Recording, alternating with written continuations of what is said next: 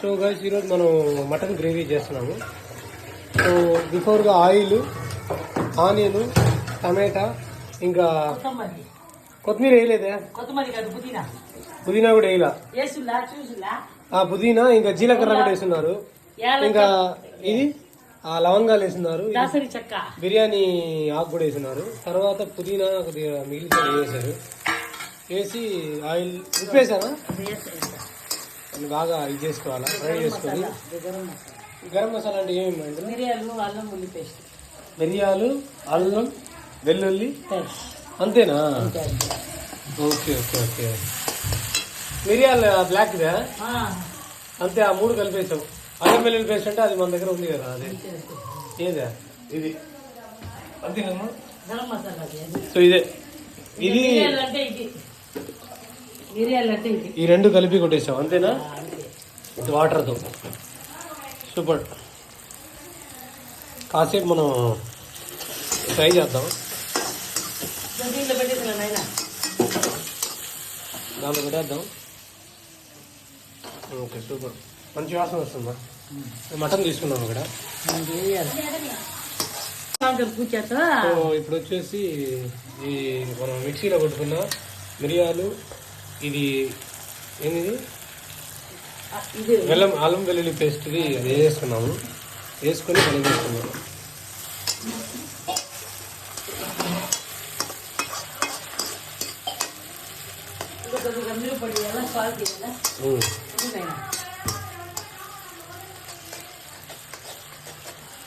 తర్వాత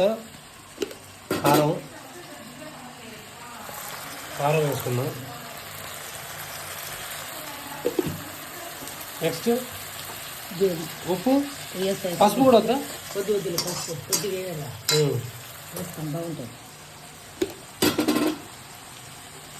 పసుపు, ధనియాలు కూడానా? కొద్దిగా వేయాల్సింది. ఓకే. కొత్తిమీర పేస్ట్ కదా ఇదే, అన్నీ వేస్తున్నాము. నెక్స్ట్ ఇదేంది ఇది? ఎల్జీ పౌడరా?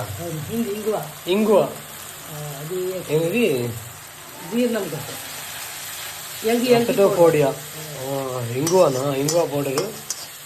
ఓకే, అది వేసుకున్నాం. ఇంకా కలిపేసుకున్నాం. తర్వాత మటన్ వేసుకున్నాం. మటన్ మీరు ఇదే గ్రేవీతో మటన్ వేసుకోవచ్చు, చికెన్ కూడా వేసుకోవచ్చు. చేపలకి గ్రేవీ ఉంది. ఇది చేపలు ఇందులో వేస్తే ఏమవుతుంది? వేస్తే బాగుండదా?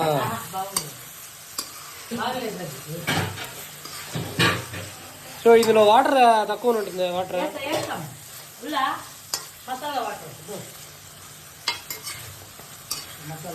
ఈ వాటర్ వచ్చి ఇందులో కొద్దిగా వాటర్ యాడ్ చేసుకొని, సాల్ట్ వేయాల. సో సాల్ట్ వేసుకున్నాం. గుడ్డు కూడా వేసుకోవచ్చు కదమ్మా. గుడ్డు అది వేరే, ఇందులో వేసుకోకూడదా? అది కాదు, మటన్ ప్లేస్ లో చికెన్ గుడ్డు వేసుకోవచ్చా?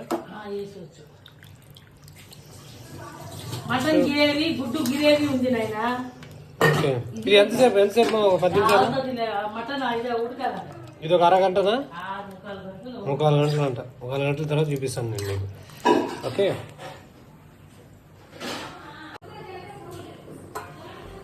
చూడండి, కొద్దిగా ఇంకా ఉడుకుతుంది.